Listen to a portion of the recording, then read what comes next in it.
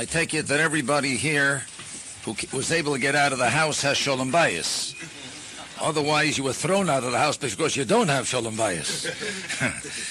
And all those poor guys whose wives didn't let them get out of the house, can you imagine ever what they're doing over there, how they're brooding, why they couldn't be here tonight? First of all, let me say a good tavach. Thank you, Yaakov, for that very, very lovely introduction. I don't know how much of it is true, how much of it is conjecture, how much of it is hope, but nevertheless, we'll just move ahead on the subject matter. Peisrim b'brocha. Let's begin the week, and let me begin my talk with the brocha, which is the proper thing to do when people get together, especially on the Filavach. We know that we're going to be reading the Megillah in 2 days, and we have in the Megillah, for Ha'ir Shushan Sohol of Asomecha, that the city of Shushan was rejoicing with a tremendous amount of joy, and they were very, very happy. And immediately after it says, La Yehudim Haisa Oira, to the Jews there was light, v'simcha and joy, v'sosain, and rejoicing, v'yakot, kein tihi yalona, we say in the Havdalah. That was put into the Havdalah service, which we begin on Saturday night when we part the Shabbos from the weekdays. And we find that there is a posik in Mishlei that says, B'rvois tzadikim yismach ha'am. That means that when the tzadikim take over the rulership, when they grow in stature, yismach ha'am, the rest of the nation, the rest of the people, the ordinary people, are able to rejoice. And why is it? Because when the tzadikim are able to function freely, because they have reached that point in life where they have control of the situation, so that time gives it an opportunity for the rest of the people also to be happy, because they cause happiness to be brought into the world, and the more happy the tzaddikim are, the more happy the ordinary people are.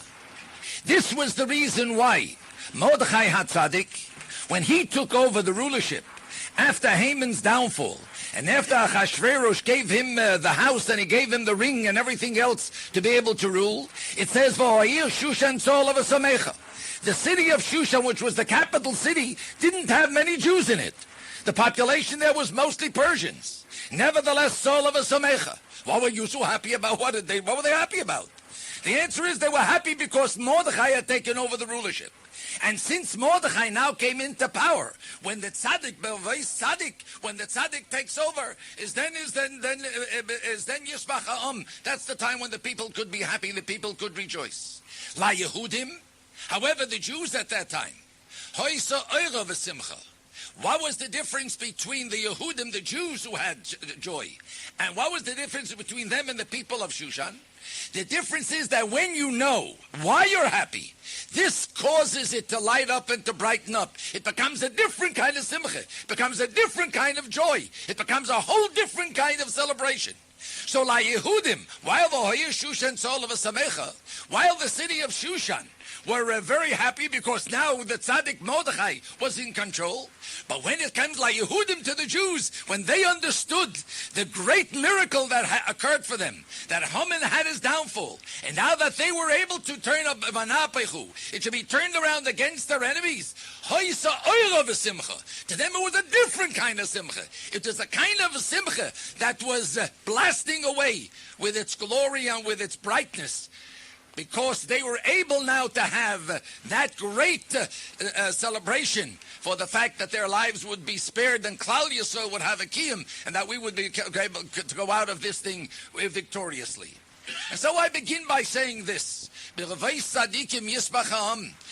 I always think if the Rebbe would be happy, how much Yismach Ha'am, how much would we be happy?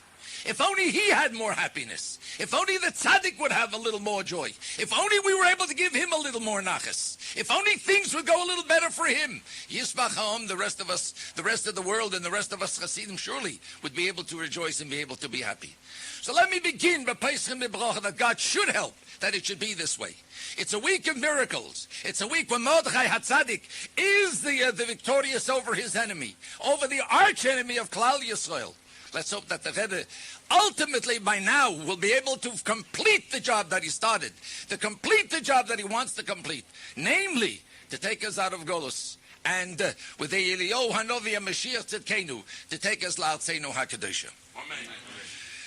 You know, they once asked a fellow who was married for 50 years, how come he looks so good?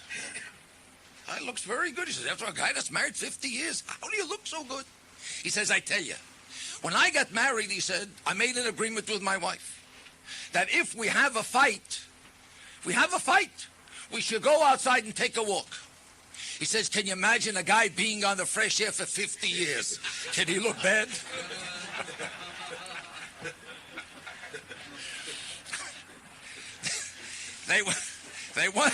They once asked Albert Einstein, how come that he had such a very long, happy life? How come? He said it was very simple. He said when he got married, he made up that all the very simple things he will rule on. And all the very, very complex ones, the wife would rule on. Can you imagine? He says, in 50 years, we didn't have one complex problem.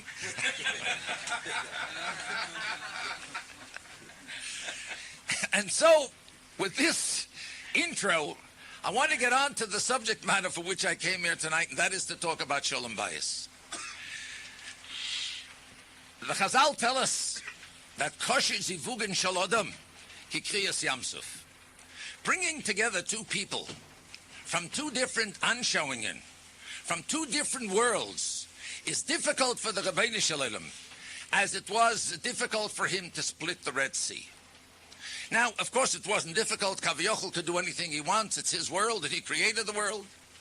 But in the concept for us who learn and who understand, according to our brain and our way of thinking, we could realize that the changed nature and to make a sea split, this is something that really had to turn around the Asa Bereshis. Of course, when God created the world, it wasn't made this way. When he made the oceans and he made the rivers and he made everything else. Why should it be Koshi Zivugin Shalodam Kikriyas Yamsuf? But it's very simple. You have to understand, when the Rabbeinu Shalom brings two people together, you're taking two people from two different parts of the world, it could be. Even if it's in the same part of the world. You're taking two people who were brought up in two different homes, by two different set of parents. People who gave their children a certain set of values.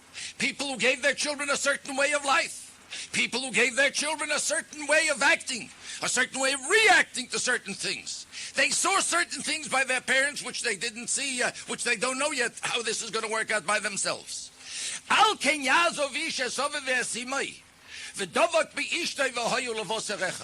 The Rabbeinu Shalom was very clever. Right away, he said, right at the beginning of creation, he said, listen, the first thing you have to remember is that when you have to get married, you have to leave everything behind. You have to start on neutral ground. You can't come in and say to your wife, my mother did it this way. Why aren't you doing it this way? Or she'll say to him, my father did it this way. Why didn't you do it this way? Just relinquish everything that you had in your home and everything, the customs and the ways of things that that's over there. Now that you cleave to your wife, you become now one unit. Now that you become one body, you become one neshama. Now is the time for you to start building a life for yourself. So kosher zivugin shalodam. It's difficult. Why? Because everyone that comes into the other one's life takes along a certain amount of things with him. And they try to impose those things on the other one. Doesn't work that way. It's never going to work.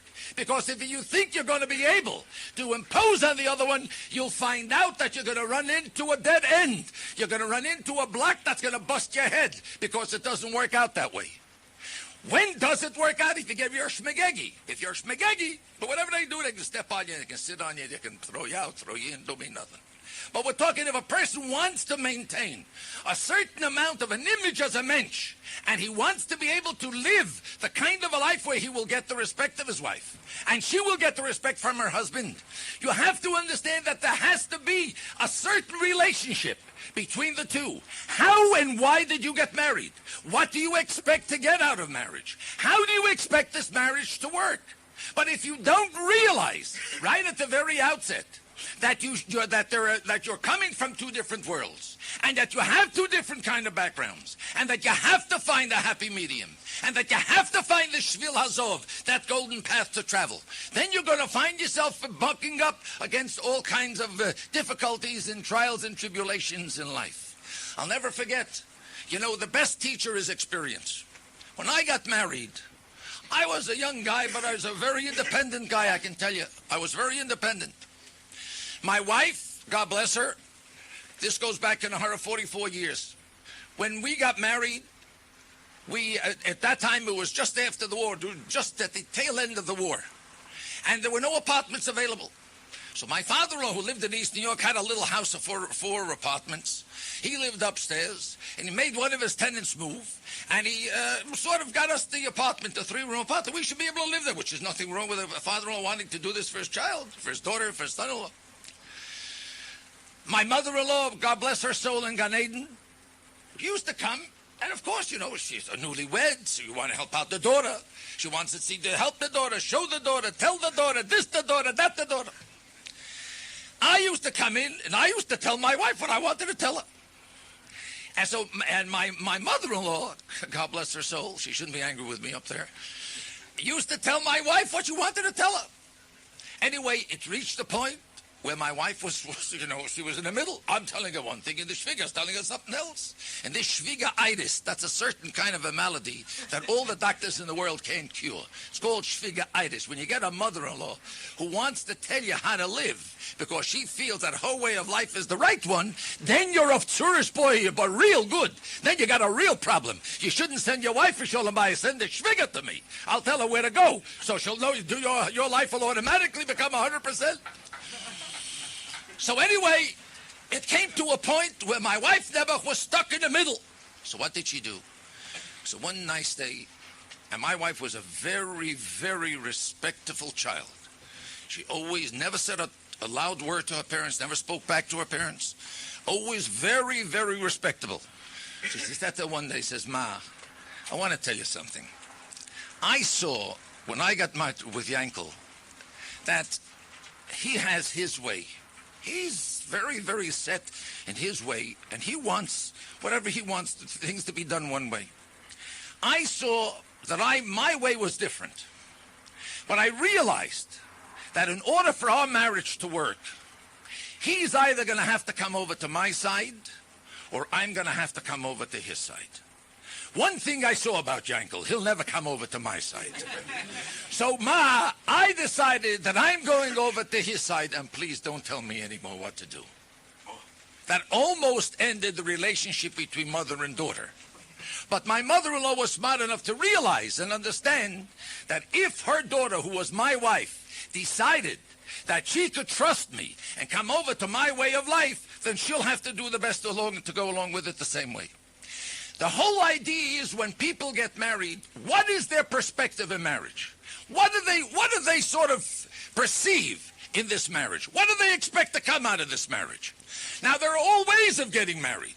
Sometimes you get married because you fell in love. What means you fell in love? You saw a very attractive young lady. She had a beautiful face, and she had a beautiful figure, so you flopped. It's normal. It's plain normal. Somebody that's nice you're going to fall in love with. Okay. Now you find somebody who's not so beautiful, but they got a lot of yichus. You know who a father is? You know who a mother is? You know who the grandparents are? Ooh, a big horse. So you figure like this, she's a little bit, but all right. But I'm getting yichus. You know whose son-in-law I'm going to be. You know whose grandson I'm going to be. So you get married for that reason. Then you find there are certain people who get married because of money. See, they figure they're getting a good catch here. The old man got dough, and how long he's going to hang around? He'll be kicking the bucket sooner or later. And who's he going to leave his money to? So it's a darn good business investment, no matter what you do. So I'll live with her a couple of years till the guy kicks, and then I'll have it. Or while he lives, I'll also be able always to put a good touch on him. Now, you have to understand that when people get married for any one of these three reasons, I can tell you beforehand that they're going to have tsuris. They're going to have problems. Because if you get married with somebody only because of their beauty, you have to understand as the years go by, the beauty wears off.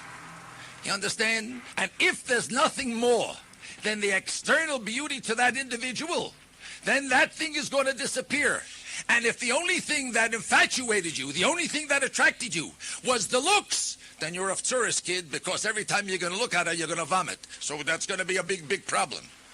Now, the fellow who took the yichus business, that lady will never forget to let him know who he is. Now, listen, you know who you married? You know who I am? I gave you stature. What were you before you came into my life? You're a nothing. You're a zilch. I made a mensch out of you. Okay, so that's finished him off. He can't open his mouth anymore. The fellow who marries this a woman and doesn't understand and realize the purpose and the reason for his marriage is not only the business of something of value, but he thinks about the money business. So what happens is he becomes a very subservient servant. He becomes a real schlep. Because every time he opens his mouth, she lets him know how lucky he is that he married her. She never lets him forget it. How much could a guy take of that kind of stuff? All right, once in a while you hear it, okay. But you don't want your wife to keep throwing it up to you, to keep telling you all the time, that everything you got is only because of me. And where would you be without this? Where would you be without my father's money? Where would you be without the house? Where would you be without this, without the car? What is this? Come on. Take everything. Let me live. I want to live. What do you want from my life? What do you keep telling me all this? When a person gets married, what is one envisage? I got to tell you something. I'm an old guy already, but it's normal and it's natural that when you see a beautiful woman, you're attracted to the woman. If a guy figures out, if he thinks in his head that he could have done better, this is 25 years after he got married. He takes a look and says, "Oh, that woman is a gorgeous woman. Could have had a woman like that. What did I take my lady for? What did I take that? What did I need her for?" So all of a sudden, his head, his Michigan cup, starts traveling. It's an interesting thing that in the Sheva brachas that you say under the chuppah, there is a bracha that you say, "Kesamechacho yitzircha began eden mikedem." What does Gan Eden have to do by a wedding? Maybe you can tell me. You're getting married. What kind of Gan Eden? It's not a funeral. It's a chasana. Where is the Gan Eden coming? But it's very simple. Our rabbis were smart. When they made this bracha, they said, "Kisamechacho yitzircha began eden mikedem," just as you rejoiced when you were created. Began eden mikedem. What was the situation in Gan Eden? There was only one lady. You didn't set eyes on another woman. You didn't think of anybody else. There was no competition. This was your woman, and this was the lady that you loved. This is the lady that you began to create a world with. This is the one that you brought children into the world with. This was what life was all about. There was no other thing.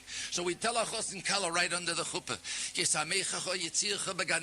And listen, fella, and listen, you young lady, you're getting married. It should be just like in Gan Eden.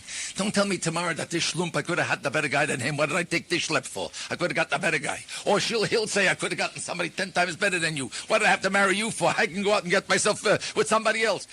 Gan Eden mikedem, just like it was in Gan Eden. And I want you to know that the Yetzer Hara never stops working. I want you to know you can be an old fool and a young fool, and it's no limit on years when the Yetzer Hara stops. He's called Melech Zokeinu Ksil. You see, the Yetzer Hara is called an old, wise, foolish king. Why is he foolish? Because he makes you look like a fool. He himself is not a fool. He's smart. The Yetzer Hara knows exactly how to tackle somebody. And he knows exactly how to creep into somebody's head. And he knows exactly how to ruin a person's life. And how to make a guy think what he shouldn't be thinking. Or look where he shouldn't be looking. Or listen to what he shouldn't be listening to. And then he ruins Chas v'Sholom his whole life. And he puts the guy out in the street and makes him absolutely a piece of garbage. Now, when you go into a shidduch, what should you think about? What should be your goal in life? First of all, this is my wife. This is my partner till 120 years. No matter whom I'm going to meet, no matter how I'm going to meet, no matter how many things I could think to myself I could have done better, this is my basherta, this is my wife. And if it's my wife, I got to make the best of my life. And I got to see to it to do what has to be done. Of course, if the Chassanim would come to me before and they would talk to me, we wouldn't have to make droshes on Shalom Bayis. You have to understand what to look for in a woman. What should be how do you evaluate a woman? Or how do you evaluate a young man? I'm not taking any one side over here. They're both the same, and to me, they're both equal. They both have an even score here. And they both have an even investment in life. It's not a question that he has 70% or 60 and she only has 40. Or she has 60, he has... There's no such thing. If God forbid it's unbalanced, then you're of tzuris. You have to realize that it has to be Eza Kenegdo. What means Eza Kenegdo? Eza Kenegdo, you know what means neged? Neged means opposite. And why doesn't it say Eza Lo? It should have said, I will make a help to him. Why did God say Eza Lo Eza Kenegdo? Because when you stand opposite a person, you are on the same level with that individual. You're looking that person straight in the face. That's not that this guy is higher and I'm lower. We are together. We are Eza Kenegdo. When God gave a man a wife, he gave him an Eza Kenegdo. They have equal rights to each other in different ways. In different ways. And if one tries to take advantage from the other, that's where all the tzuris begin. That's where the problems begin. Because you don't understand and realize what life is all about. And what should be your goal in life. And how one has to complement each other. How one has to help the other. Of course, there is a time that the individual, the wife has to be a kenegdo. Or vice versa. If, chas v'sholem, the man is not conducting himself properly, then she has to be the one to put him in place before, God forbid, it comes to the outside world to have to do it. If she sees, Chalila v'chas, that he's not acting properly, he's not conducting himself properly, then her job is to see to it to be an Eza, to help him how Kenegdo when she goes against him. And she says to him, listen, you're not allowed to drink. She says to him, you're not allowed to gamble. I'm not going to let you do this. You can't take drugs. You can't do all these different things. You can't, God forbid, be dishonest in business. And you're not going to do things that are going to, God forbid, hurt you later. I don't care what you're going to tell me. And he says, but my darling, sweetheart wife, I'm doing it all for you. I want you to have the best. I want you this. Don't do me no favors. I'm not asking you to do anything wrong for me. I'll get along on what I got. I'll be satisfied with what I got. Don't do me any favors, and don't use me as your excuse for doing something wrong. See, mister? Don't you do that to me, because I want to be proud of you, my dear husband, and I want you to be proud of me. And in order for that to be, we have to live a certain kind of life, the kind of a life that we should be proud of each other. And if we'll be proud of each other, the rest of the world will be proud of us also. But if we're going, God forbid, to start doing these little cockeye, crooked things, then I want you to know that it's not going to end up very, very good. And we're going to have, as God forbid, a serious problem on our hands. For ultimately, all these things break out. It doesn't remain confined. And sooner or later, it can happen right away. It can happen 10 years or 20 years down the pike. No difference. It can happen through children. It can happen through grandchildren. It can happen through different ways. But all these problems could come to be. And so this is what has to happen. You know, in the Megillah that we're going to read, we have over there, V'nishma piskam hamelach, ki rabahi, v'chol hanoshim yitnu l'kol ba'aleihim. A very interesting passage. We find the whole Geschäft of Shalom Bayis. Achashverosh and Vashti. What did he do? He got rid of her 1, 2, 3. They didn't waste any time. Hung her up. I wouldn't talk about good luck. Went looking for another wife. Finished. We can't get rid of a wife so easy, but that's what he did. We're not talking about him. Now, we find over there that after he did what he did, he issued a decree. The Nishba Piskam HaMelech. And the decree of the king was heard. Because this was a great thing. And all the women should give honor to their husbands. From big to small. Now I ask a question. Maybe you can tell me, what has this got to do one with the other? What has one got to do with the Bishop Piskamor? He gave out a decree, fine. But what is this, such an excitement that they've cotton from big to small? And there is a Messiah. That the Messiah says that there is another 2 times that we find the word V'nishma. That says in the Tzaveh, V'hoya alarin l'shoris, V'nishma koiloi b'voya yala kodesh l'fnei Hashem. The high priest, the Kohen Gadol, In his vestments that he carried, that he wore, there was a pomegranate and a bell that was on the bottom of his vestment, of that skirt, the ephod that he wore. And when he walked, so the bell rang. And so every time, and the bell was sounded, the Nishba Kola B'Vayel HaKodesh. His voice was heard when he entered into the sanctuary, into the holiness. So there's a second V'nishma. There's a third V'nishma. Nasa V'nishma. We all said Nasa V'nishma at Mount Sinai. Now there is a Masera that brings these three V'nishmas together. The Nasa V'nishma, V'nishma Kola B'Vayel HaKodesh, and also V'nishma Pizgam HaMelech. What are these three? What kind of a connection have these three? You know that the Masera is, this came down from Moshe Sinai. This is something that came down direct from Sinai, from Moshe Rabbeinu. What is the connection? What do these three have to do with each other? But very simple, if I may offer this interpretation. You know, there are certain people who feel that doing certain things for someone else is an enslavement.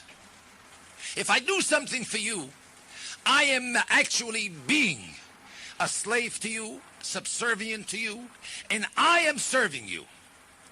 There is, however, a time when subservience is an honor. When is this? If you are asked, for instance, if the President of the United States would ask you to be the Secretary of State, and it's a job day and night, you got to travel and you got to go and you got to be all over, and there's no hours, there's no days, there's no nights, would you consider that an enslavement, or would you consider that an honor? If the Lubavitcher Rebbe would send me today on a shlichus to go to Chveisvierges, and I would have to leave my family, and I'd have to leave everybody behind, and I'd have to pick myself up and travel who knows how long, where to go in some kind of a darkened spot on earth, would I consider that this was some kind of a subservience, this was some kind of an enslavement? Or would I consider this the greatest honor in the world, that the Rebbe chose me, that I should be the one through whom he should carry through the shlichus?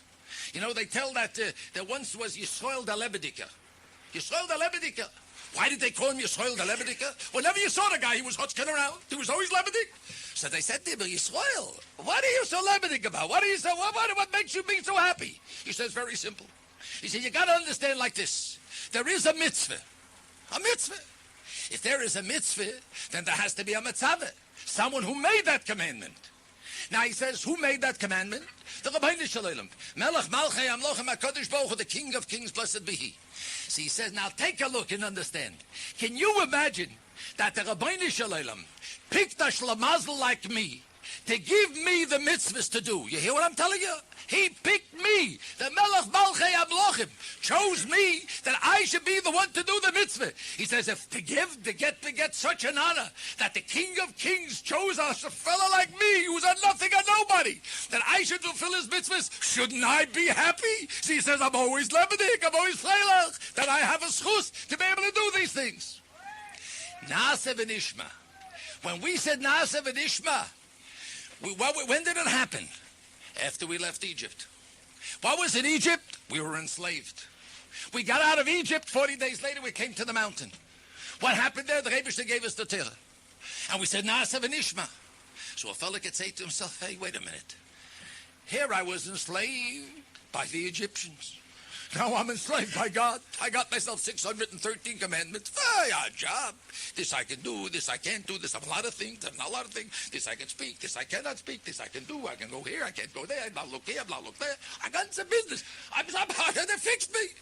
From one dungeon to a second one, what did I accomplish?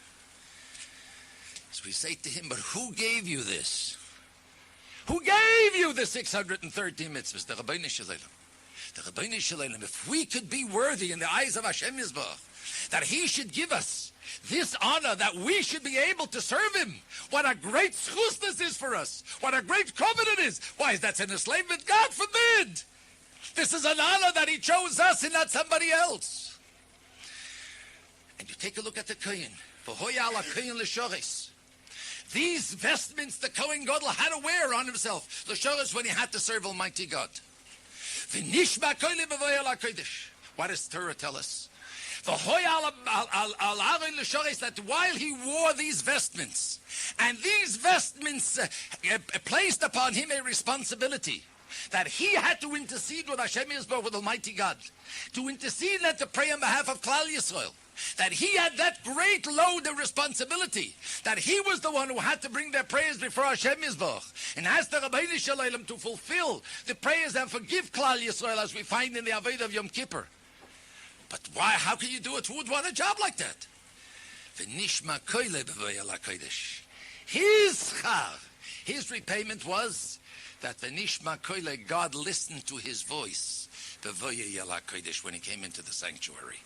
The Rabbeinu Shalom saw this Kohen Gadol doing his service with heart and neshama, with his soul, with his entire being. V'nishma koile, his repayment was that the Rabbeinu Shalom listened to him and fulfilled his prayers. This is not a kind of an enslavement.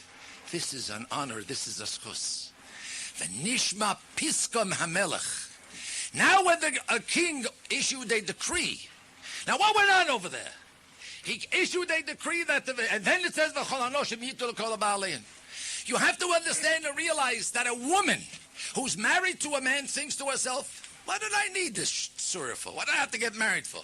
I was living a life of freedom. I had everything I wanted. I went when I wanted. I did what I wanted. I went where I wanted. Now I got myself tied up over here. I got myself involved with a husband, with a schlack. Who needs him? Why do I need all this problems, all this business, and with a couple of kids? I had freedom before. So the answer is, anybody who's married and knows that when the wife goes out of her way to do something for the husband, that's not an enslavement. That's a labor of love. Why is that? Because the husband takes note of these things. When you do something nice, the husband will retaliate. But he will retaliate in such a way that he will compensate the woman. He will see to it that as much as he did for her before, he will do so much more now. That he will realize that she wants to make his life happy. She wants to do something for him. She's trying to give him, to make the kind of a delicacy that he likes. She knows what he likes to eat. And it's a little bit difficult to prepare that kind of a food, but she goes out of her way to make it. Why? She says, my husband, I made you something tonight that you're going to love. I know you like this kind of food. And the husband says to himself, you know, I got a darling wife. But she did. She went out of her way. She didn't have to do this. The kids are running all over the place, and the house is all sedate and everything else. And she found time to go out of her way to do something for me. Isn't that terrific? Isn't that beautiful? That's a labor of love. This will enhance their marriage, and not chatz v'chalila, the opposite. So here comes the Baal HaTurim, and he brings the three v'nishmas. And he says, just as when you're serving God, that nasa v'nishma is an honor, not chalila v'chas, a burden. Just as the Kohen Gadol, when he goes into the service of God in the holy sanctuary, that's a service of honor, not chalila v'chat of enslavement. The same token, v'nishma piskam hamelech v'chol hanoshim yitnu kol ba'alayim, that when a woman goes out of her way to please her husband, limigodol v'atkoten, for a big or a small thing, no difference, then this is a decree which will enhance the life of two people together, not chalila, the opposite. And this is what it's all about. You see, my friends, I want to tell you, one of the tsuras in where you have troubles in married life is because the relationship between one and the other is not on an even kilter. Whatever you do, you think you're doing more than you're supposed to do.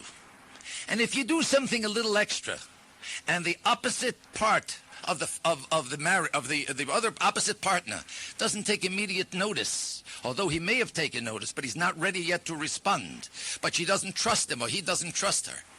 He says, look, I brought her such a gorgeous ring for her birthday. I don't hear a good word. I don't see anything. Why did I have to do this? I was such a schmo. I broke my back. I went out and took a loan. I didn't have the money, but I did it because I wanted to make her happy. She took it to thank. Nothing happened. Just the everyday thing. But she may have done this for a reason. Maybe at that moment she couldn't respond the way she would have wanted to respond. And maybe at a later time she'll be able to show her love and appreciation and her thankfulness for what he has done. But when you realize that, or you think that you're always doing more than you had to do, then it's bitter etzeres. That's That's the kind of a marriage, God forbid, that's going to end on the rocks. You have to always understand and realize whatever you do, and remember what I'm telling you here tonight, whatever you do, you're doing for yourself. You're not doing it for anybody else. It's your life. It's your marriage. It's your family. Whatever you do, you're doing for yourself. If you do good, you're doing it for yourself. And if you do Khalila bad, you're doing it to yourself. And this is what you have to consider all the time. And don't be quick to make judgments. You know, I always say that in a marriage, you have to be flexible. You have to be able to bend. And I want to tell you something. You think that I never had an argument in my life with my wife? You think I never got good and angry? But I didn't grab my pants and run? Took a couple of days. I simmered down. I quieted down. It worked itself out. I came to the realization, when the thing itself happened, I thought to myself, whoa, what did this happen? And a couple of days later, it was different. I settled down, I had time to think it over, and it became a whole different ballgame. You know, I always say that in Shemona Esrei, it's very interesting that when you have to say Oiseh Shalom B'mreimov, you got to walk back 3 steps. You know that's a halacha. Got to walk back 3 steps. And when you walk back the 3 steps, so you say Oiseh Shalom B'mreimov, you turn to the right. Uyaseh Shalom Aleinu, you turn to the left. V'al Kol Yisrael V'imromein, then you turn to the center, right? What does this tell you? Oiseh Shalom. If in order to make peace, like in the world, so in a family, the first thing you got to do, buddy, take 3 steps back. A smart general knows when to retreat. You know, I knew a fellow who was in a business. He was the vice president of the business. And for 10 years, he didn't get a promotion. So I said to him, how come you're such a tremendous asset to the business? You're such a great guy, and the company needs you so badly. How come you didn't get a promotion? He says, I'll tell you why. Because he said, I had a fight with the president, and I won. You see how he won? So 10 years, he's the same schlep that he was up to now. He didn't get a promotion. If you want to make progress, I say Shalom B'mreimov, you got to take a step back. Take 3 steps back. You're not going under yet. You're not becoming yet a shmata. Not only that, sometimes you got to bend to the right. Sometimes you got to bend to the left. Sometimes you got to bend to the middle. You got to make your concessions here, there. But you got to work it out. Just to be stubborn and try to think, I won't give her the benefit of this. That's not the way it works, fellas. That's not the way you do things. Because if you do it that way, forget it. Forget it. Because the next round, she's going to do the same thing to you. And she's going to make the same geschäft. It's interesting to note that when Moshe Rabbeinu came down with the 2 tablets, we read in the Torah that he heard a big tumult. He took a look what's doing down there. They were dancing around that calf, and they were getting crazy over there, the Jews, with this golden calf. Hey, look, this is like. All of a sudden, he's holding these 2 tablets, and I want to tell you, that wasn't a light job to hold. That was pretty heavy. They were hewed out of stone, you know. And he's holding these tablets, and he's coming down the mountain, and Yeshua says to him that you should know, we hear a tumult. So he says, what's this noise? What's the noise that we hear? So he says, Ein koil anois gevura, ein koil anois chalusha, koil anois anoichi shemeya. What does that mean? He says the following. He says, I don't hear that this should be the sound of a people who are claiming mastery or victory, as Rashi says over there. Ein koil anois chalusha. I don't hear that this should be the voice of a people who is claiming that they have given up, that they have lost. It's koil anois anoichi shemeya. I just hear a voice of music. I hear a voice of hilarity. And come our great commentaries, and they say that Moshe Rabbeinu said, koil anois. Do you know what kind of voice I hear? Anoichi shemeya. All I hear is they're saying anoichi. I'm the most important guy. That's why you have a chum. That's why you have an egel azov. That's why he broke the tablets. Where there's anoichi, if everybody keeps dancing with that lousy anoichi, you can have nothing but chum. All you can have is tzuris. And all you can have, chas v'sholem, is a chum. If you hear that Anoichi, that he keeps telling her how great he is, she keeps telling him how great she is, and this is it's I and I. You know, I always say this famous word, that your word united and untied spells the same word. It's U-N-I-T-E-D, right? United and untied. How is it that one word spells untied and the other word is united? The question is where you put the I. The question is where you put the I. You have to remember one thing, that if you want it to be united, then you have to put the I together and both should be one.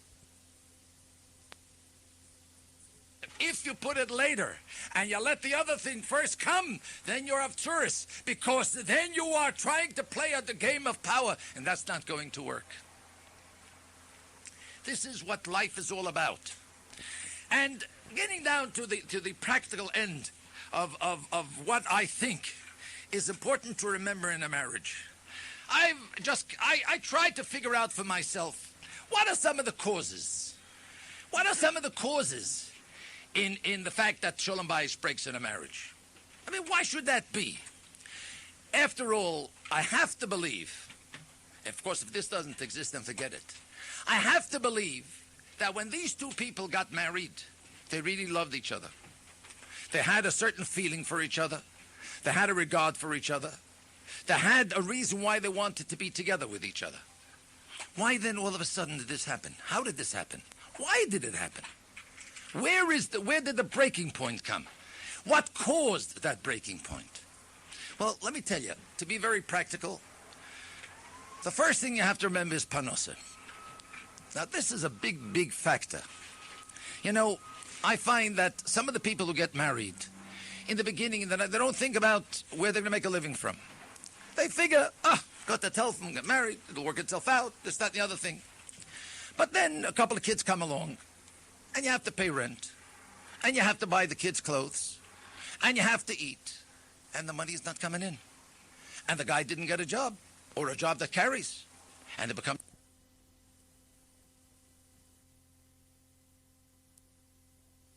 If you want to have peace in your boundaries, make sure there's chelav chitim, there is fat of the wheat, there's something to eat. That you have enough food, and you have enough of those things, the material things in life that a person needs in order to be able to get through. For without it, you're going to have great problems, you're going to have big, big tsuris.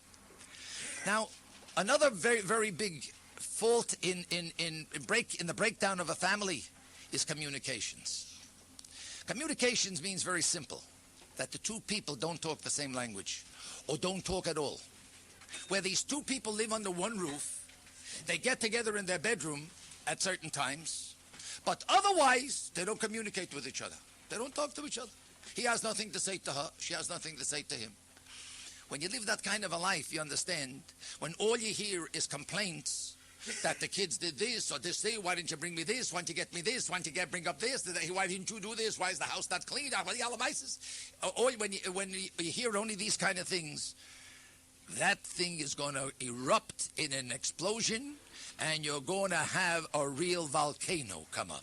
That's the way it happens. It builds. It keeps building steam. Every time you have another conversation where they walk away dissatisfied, or says, what's the use talking to you? You don't understand me.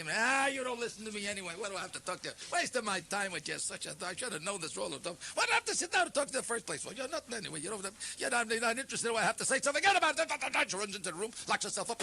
Fertig. This becomes, hey, this is only for married men. Scram. Which keys? Scram butcher, don't come back.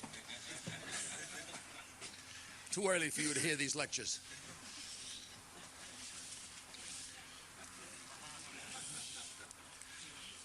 So there comes the communication problem. Now, there is another one. There is a problem of partners being cold. You know what that means? You're cold. You don't respond properly. It's an interesting thing. You see, this is something that there isn't a psychiatrist in the world, or a rabbi, or a rebbe, or anybody else who could teach you this. When two people get married and you get to know each other, at least you should get to know each other, and you begin to understand the personality of the person, the type of individual and their needs, what they need in order to satisfy them, on the men's side and on the women's side. Now, if there isn't the proper response from one to the other, you're going to find this kind of a terrible, terrible friction, because it just doesn't jive. It doesn't work right.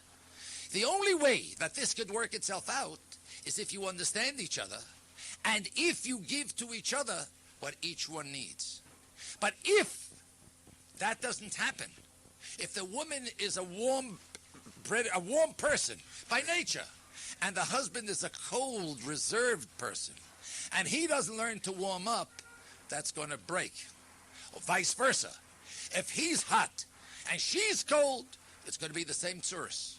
They have to find a happy medium, whereby they could sort of, this one goes up a bit, this one comes down a bit, and they find that kind of a sort of a meeting point, where everybody could feel satisfied with each other, and everybody could feel fulfilled, and not feel that they're being robbed of something that they should have, but they don't have it.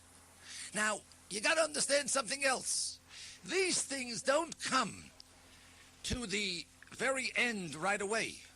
It sometimes takes years. Sometimes they're smart enough to work at it. Sometimes they just let it linger along until it reaches the saturation point where they can't go on anymore. Either because the needs of the individual continues to grow, and they feel they're not getting what they're supposed to be getting or what they want to get, and therefore they decide that they have to just break it up and look for someone else that will give them what they need, or at least they think that they will get what they need, or they have to sort of either shape up or ship out, one of the two. Otherwise it's not going to work. Now you find also sometimes that there are people who make demands which are above the ability of the other partner to be able to accomplish. It's very, very wonderful if there is a common understanding between both partners. And if you know that you can't have certain things, then don't demand them.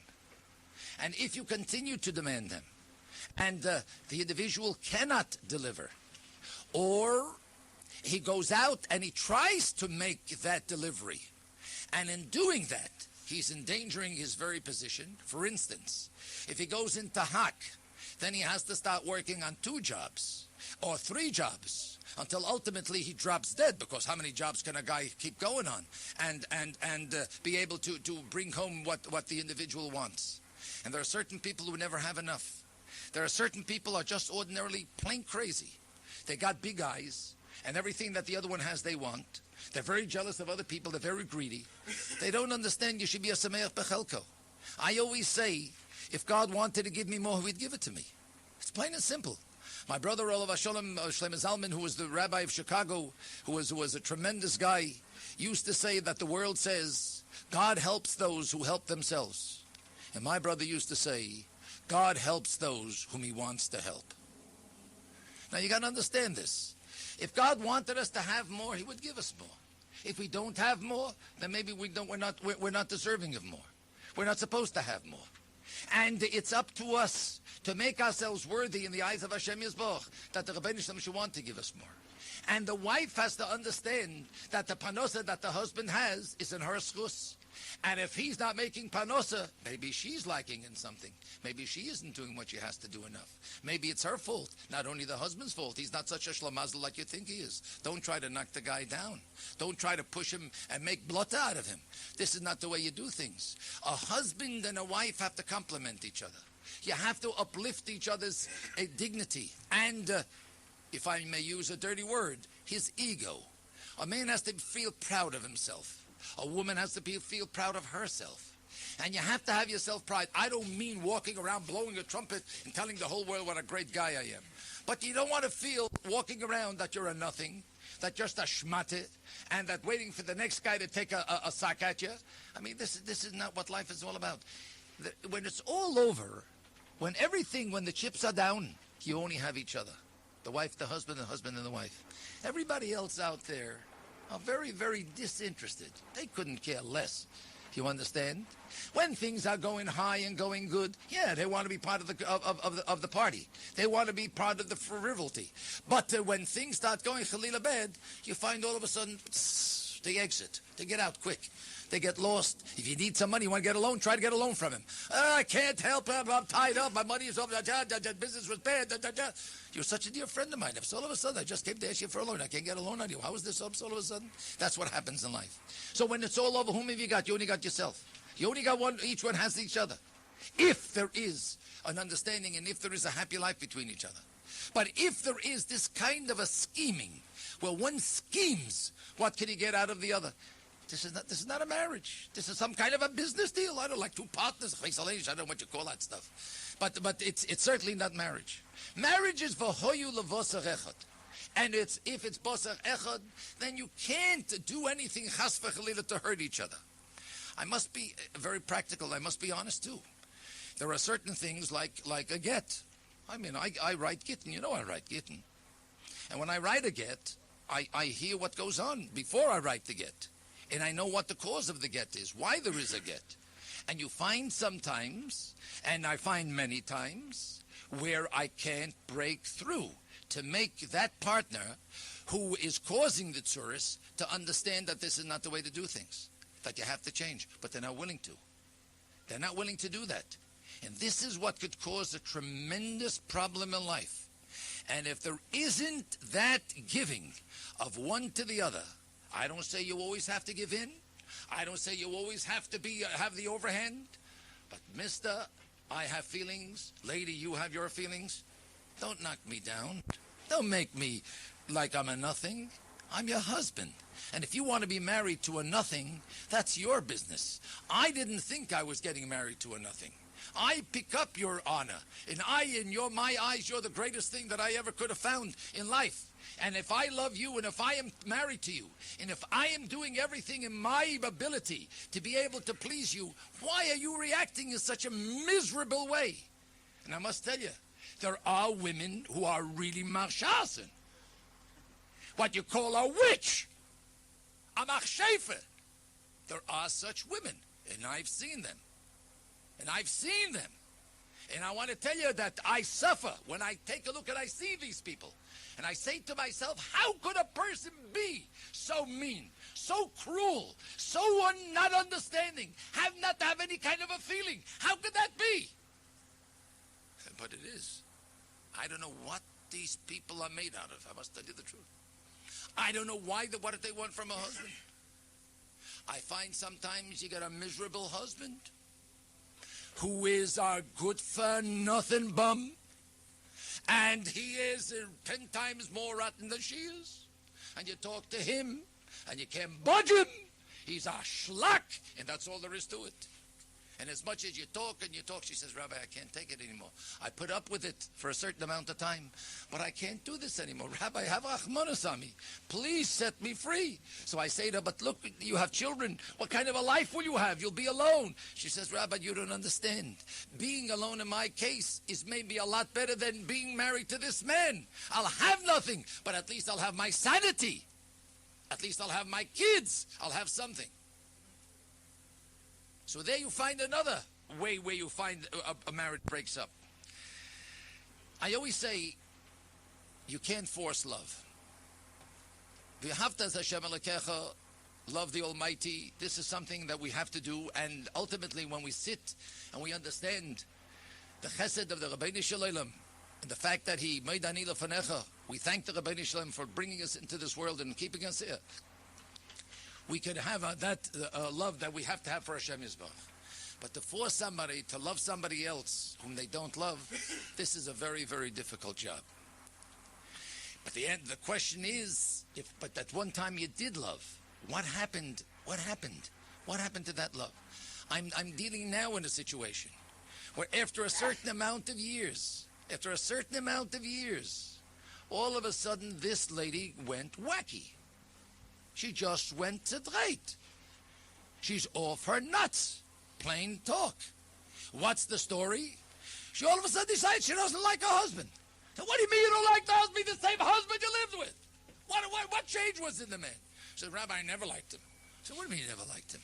You lived X amount of years. What do you mean all of a sudden you don't like him? Rabbi, you wouldn't understand. I wouldn't understand. You had 2 kids with the guy. What are you telling me stories? You didn't like him? So why'd you live with him? Why didn't you come the next day? First of all, why'd you marry him? And if you saw right away you didn't like him, you made a mistake, come into the rabbi. Tell him I had already divorces where I divorced guys in the Sheva Brachas. Lo Yaleinu. They got married, and 2 days later I gave the divorce. All right? What the circumstances were, it's necessary to speak about at this moment. And if I gave the divorce, most probably I had to give the divorce. But in a situation where they lived a large number of years together and had children, and all of a sudden that's a just doesn't like him. Yeah, something like that. And as much as I talk, and as much as you keep pleading, and you make him understand, and this poor guy says, I don't know what you want from my life. I love the woman like I loved her all along. When I married her, I loved her and I love her today too. There's no change in my life. I don't know what you want from me. I don't know why she decided this all of a sudden. I say to him, tell me, maybe you did something wrong. Did you hurt her feelings? Did you do that? Didn't you comply with what you want? She says, Rabbi, I don't know what you're talking about. I don't know what you're talking about. I lived a beautiful life with this woman all of a sudden. So the answer is over there that there is a third party. Okay? There's a third party, male and female, okay, who got to the brain of this dumb young lady. If I traded them cup, that's why she's living a fairy life. You know, one of those. You ever watch those things that they walk on the ground but they're flying in the air? You ever watch that? That's the kind of a life this is. And that's where it's all coming from. It has to come from somewhere. It just doesn't come out of the air. I put together a couple of ABCs of life. They're not the greatest, but I would like to share them with you. The first thing is, in the ABC, I call it ABC because it's going to be a conjugation of the ABC.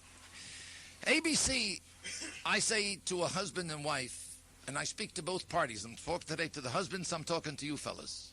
ABC is, first of all, always be complimentary. Try always to say a nice thing, even if it's not so. But try to be nice. You know, in Lubavitch, in Chassidus, we learn, we hear this by the Farbrengens, that you don't chap a patch for chnife. No one ever got a slap for complimenting the next one.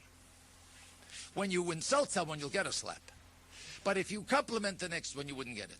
If you're ABC, if you'll always be complimentary, you'll find that you'll have life sailing on a very, very better ocean of life than you've had it up to now. A second ABC is to always be compassionate. You should have feeling. Certain women need you to sympathize. They need a shoulder to cry on. They have to complain. And if they don't have anyone to complain to, they go nuts. They go crazy.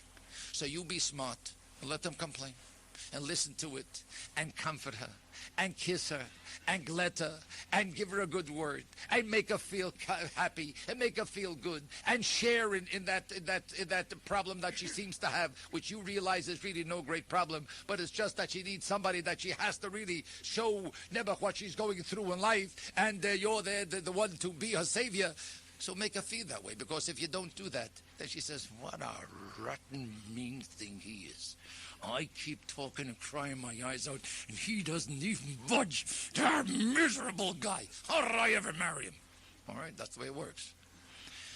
A third thing is, always be calm, ABC. Try to be calm. Now, I want to tell you something. That's not easy. And you're talking to a guy who is not always calm. I must tell you the truth. But you have to know when and where. You see, this thermostat, you have to develop in time. You have to know when to explode and when to take it with a grain of salt and let it just slide over. But because these things have a tendency of coming up from time to time. It's not that, not always is it planned, and not always can you anticipate it.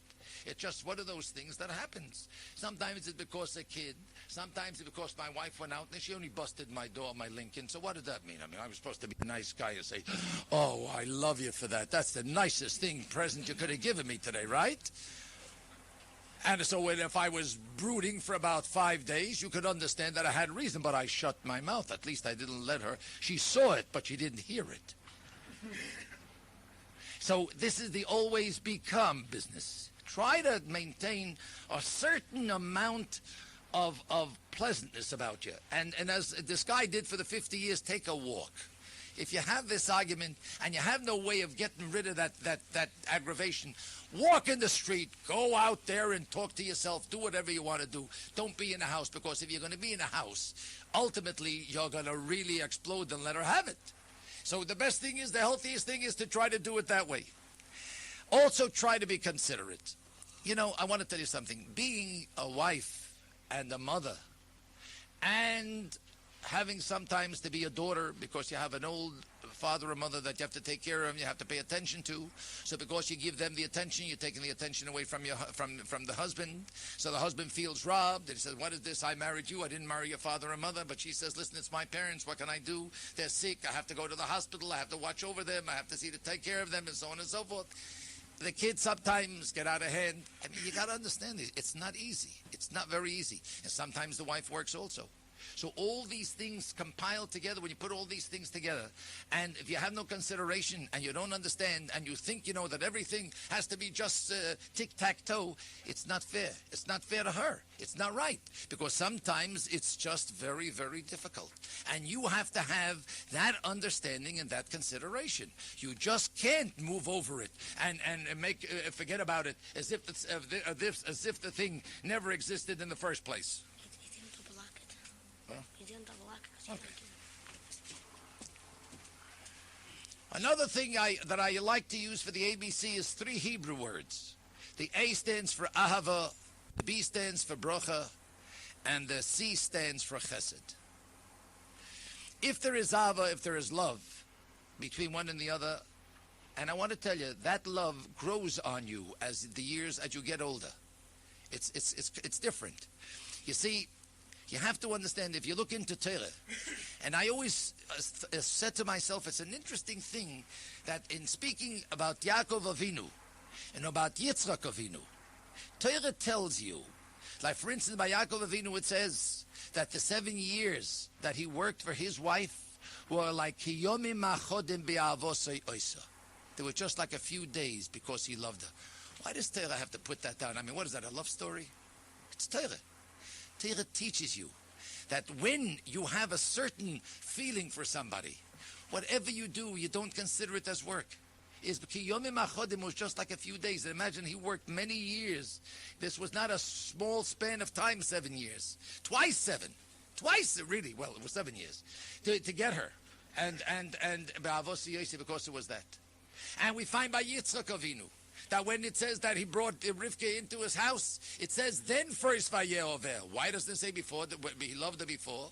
Because the longer he lived with her, and he saw what a tzaddikus Rivka was, and he saw what a wonderful woman she was, then the love first came on to him. Then he first began to love her the way a husband loves a wife. And this is what happens in life. When two people understand each other and work with each other and pull together, and two people feel for each other and have consideration and compassion, every day that you live together is a day more blessed and more precious, and it brings you closer to each other, and their love grows stronger. You would think, oh, we were so in love at the time when we got married. The answer is a different type of love. The priorities change. It becomes a different kind of priorities. Now you're thinking about your grandchildren, you're thinking about health, you're thinking about other things in life, you're thinking about marrying off the children, you're thinking about the things that will come into the future. You're writing already a will. It's a whole different setup. But But every moment that God blesses that you could be together, you feel that this is a blessing from the Almighty. And even if you have a little bit of disagreement or a misunderstanding, you're right over it. You're already mature enough, you see. It's not what it was 30 years ago when you first got, or 4 years ago when you started out, that every little thing right away erupted into a volcano. But it was able to take care of it. Now there are some don'ts. Okay? Now here comes a real suckaroo, fellas. The first thing I want to tell you is, don't you ever lift a hand to a wife. I want to tell you something. When a person comes into my office, when I start talking to them, and the wife says to me that my husband hit me, I want to tell you, that guy is blackmailed, not blackmailed, but blackballed in my book. Nothing that he says will ever mean anything to me. Because if a man can lower himself to lift a hand to a woman, then he is no man, he is a nothing, he is to be a total zero. I don't want to speak to him. This man, I have no respect for him. I don't care what happened, but you should have enough control of yourself not to lift a hand to your wife. This, to me, is the biggest degradation to which a husband can reach out to. And if she can get his goat to that point where he wallops her, forget it. In my book, you're finished. I don't know what others do, but I can tell you, I'm just telling you the truth, how I feel about these things. Another thing is, don't curse. Be very careful. You know, there is an old saying, as a patch vergeht, in avot besteht, which means that when you hit somebody, the hurt goes away. But when you insult someone, it stays with you. That doesn't go away. You remember what that individual said. And if God forbid, I had last week a woman come in and said, my husband said you should drop dead. That's the way she did it, with that finger. And not mine, it was hers. And the kids were standing listening to this. You should get a cancer. That's what he blessed her. No, this is no joke. This is. I'm talking now the truth. I mean, Malcolm Kodesh, I wouldn't lie. Now, you got to understand, this lady has to go home with this guy now. They have to walk home together, right? Supposed to come from the rabbi's house. What's supposed to happen when they get into the house? She should take a bottle and split the guy's head open. I mean, who talks like this to a wife? Who talks like this to anybody? But this guy lost his head. Something didn't go right in the house. So he cursed her, not thinking what he's doing. How could you do things like this? Another thing is, try not to scream. This is a habit that people have when they talk on their very high tones. This is good for the opera house, but not for a home. In a house, you have to talk in a mellow voice. Talk like a mensch. If you start screaming, then the other side screams back. So it becomes a match. Who can shout louder? While the people outside are having a good time, the neighbors upstairs are tuning in, the kids are deciding to sit by the doors and listening to how Papa, Mama, they're fighting around. What kind of business is this? First of all, if you want to shout, go someplace away where nobody can hear you. Holler your heads off. But not in the house. Not where you have the kids watching or listening. And not where you have neighbors. You have to have a little bit respect for yourself. You got to go out tomorrow in the street. And this guy walks out, he says to his neighbor, did you hear what went on in the house yesterday? Oh, you almost killed him. Oh, boy. I was thought I have to call the police. I didn't know what was going on over there. Oh, you see the curse? Oh, did he curse her? Did she curse him? She threw a pot at him. She did this. This is the supermarket conversations. This keeps women alive. This keeps the houses going. I want you to know that this keeps the way the psychiatrists live on this. The more you have these mishigasin, the more they keep prospering, and the busier they become. So you got to be very careful and not to do these things. Another thing is, don't use abusive language. Abusive language doesn't mean cursing anybody, but just saying something that isn't very nice. When you do that, you are degrading yourself. Not degrading your partner, you're degrading yourself. Because if you say that, then you should understand that that's going to come back to hound you. First of all, she's going to remember that you said it. Then again, you yourself, when you'll sober up, or when you'll come to your senses and say to yourself, what did I say here? I mean, it's ridiculous what I said to her. Here I have to love her. Here I have to be with her. And look what I said to her. How could this work out? Two opposites like this. So you got to be very, very careful. The answer is, you have to be able to control your Yetzer Hara. You have to be able to control yourself. You cannot let yourself go just like wild like a Meshugana, because that's not the way things work out. Another thing is, you shouldn't be stubborn. You have to give in. And you think, well, I'll do this? Why should I do this? So what'll be? You won't do it. So what's going to be? So you're going to have a fight, right? I mean, what are you accomplishing? What are you accomplishing with it? If it's an inyan that's negei yireh shamayim. If it's an Indian that's pertaining to Yiddishkeit, oh, then it becomes a whole different ballgame. Then you got to start reevaluating your situation. If God forbid that one of the partners is not doing what Torah tells us, or they're transgressing what Torah says, or chas v'sholem, they're doing something that could be harmful either to the home or to the spirit of the home or to the kinderlach, then it's a whole different story.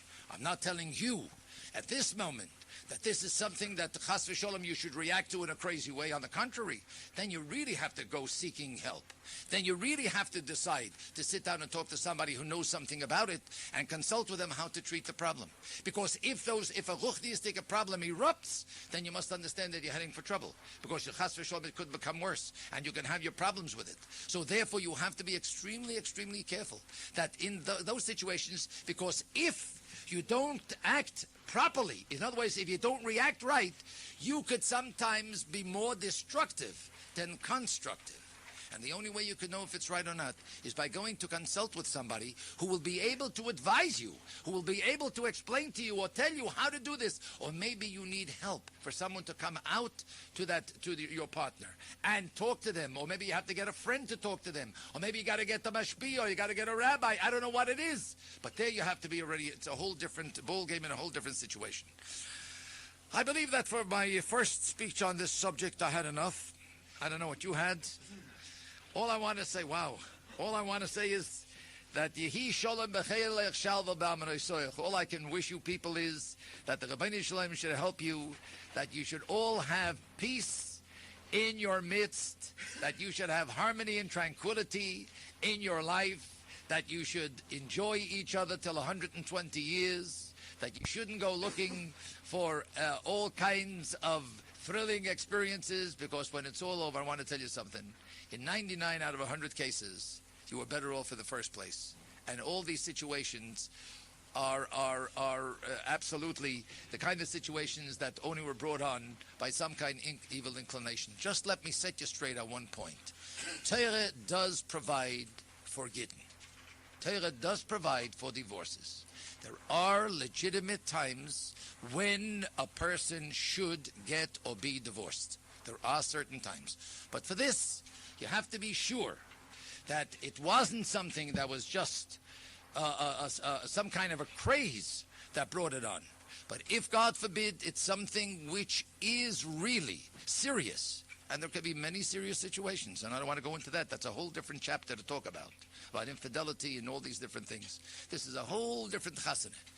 So then it becomes a whole different story. But we're speaking here now on a plain human man-to-man relationship. And I'm no different than you, and you're no different than I am.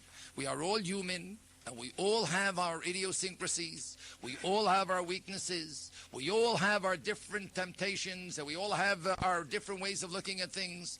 But just as when I started out, I said that it's a 50-50 proposition to start off with, because we're coming from two different worlds and two different showing in. And in order to make it work, it takes the best of each of every one of us, from our side and our partner side.